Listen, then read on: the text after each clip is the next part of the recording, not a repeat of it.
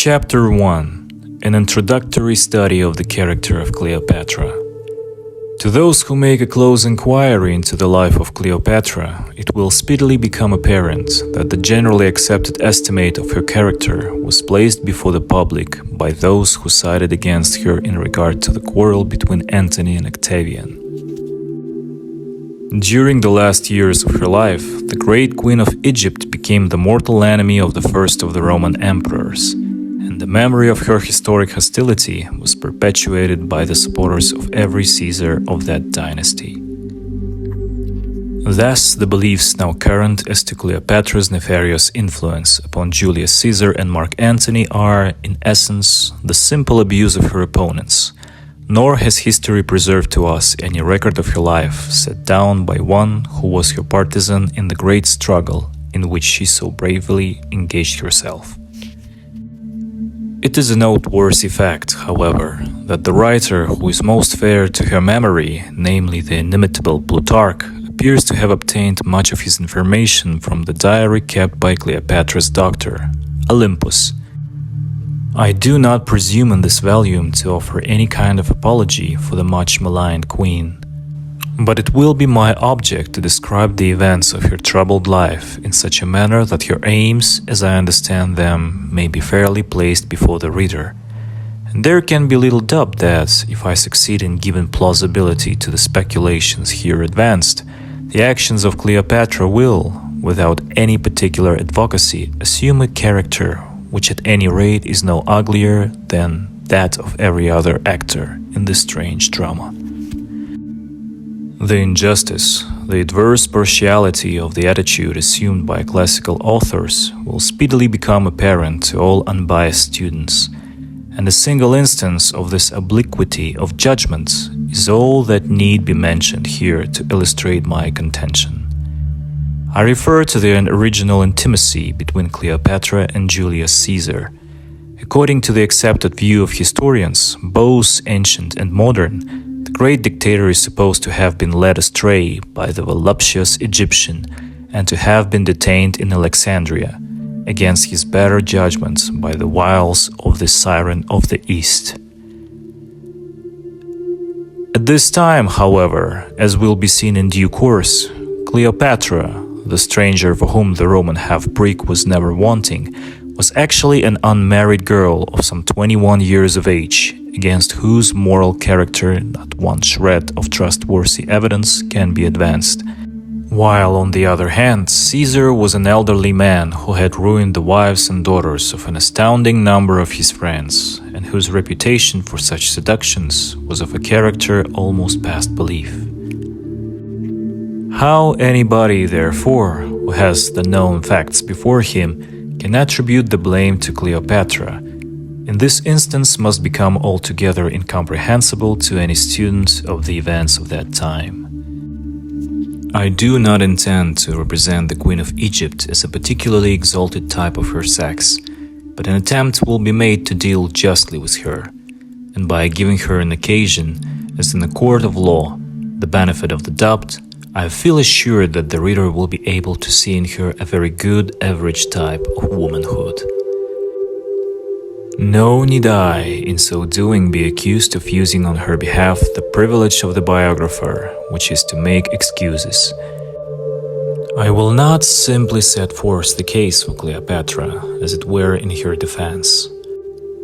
I will tell the whole story of her life as it appears to me, admitting always the possible correctness of the estimate of her character held by other historians, but at the same time offering to public consideration a view of her deeds and devices, which, if accepted, will clear her memory of much of that unpleasant stigma so long attached to it, and will place her reputation upon a level with those of the many famous persons of her time, not one of whom can be called either thoroughly bad or wholly good.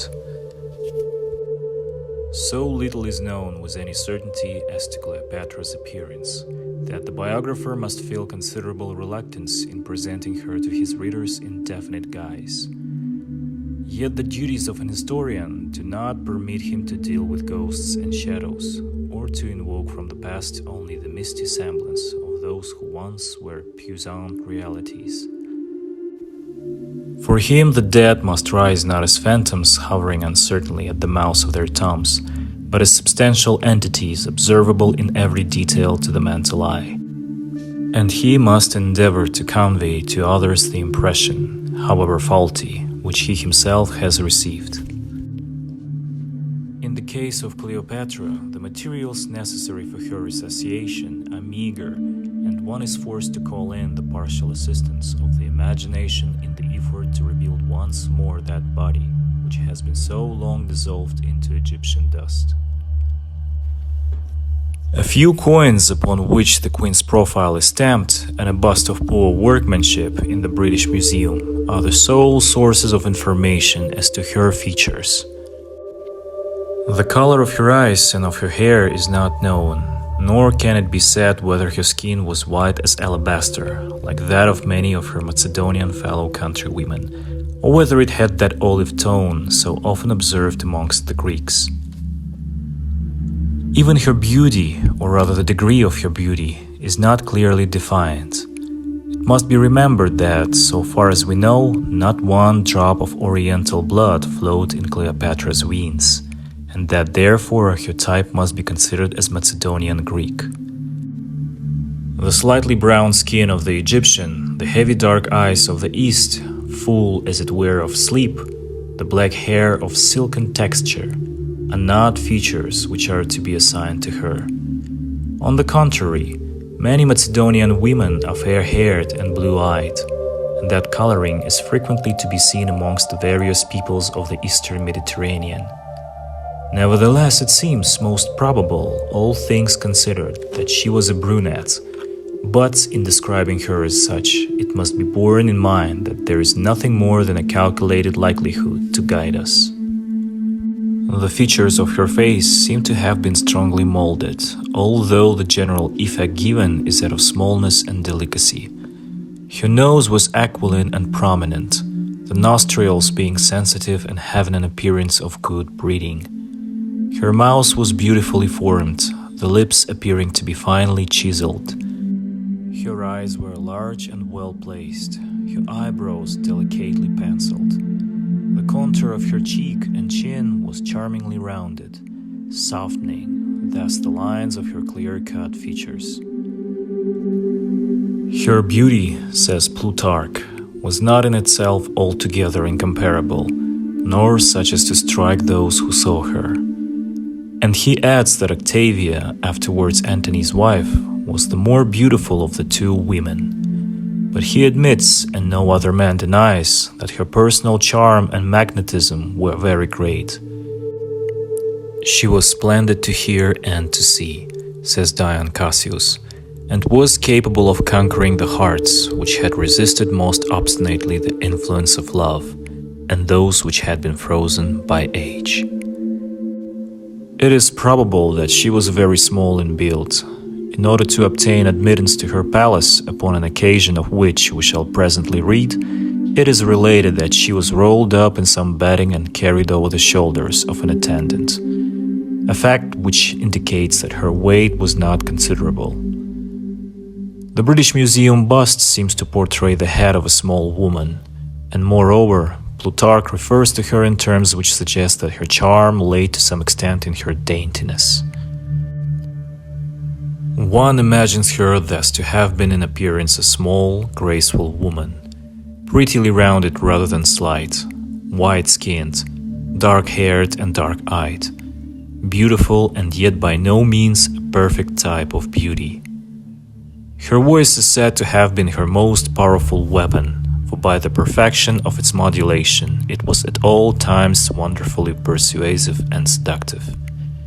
The devil hath not, in all his quiver's choice, an arrow for the heart like a sweet voice, says Byron, and in the case of Cleopatra, this poignant gift of nature must have served her well throughout her life.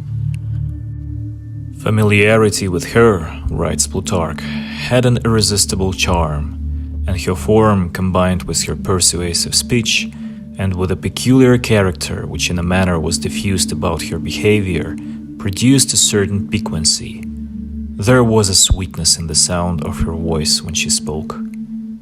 Her charm of speech, Dion Cassius tells us, was such that she won all who listened.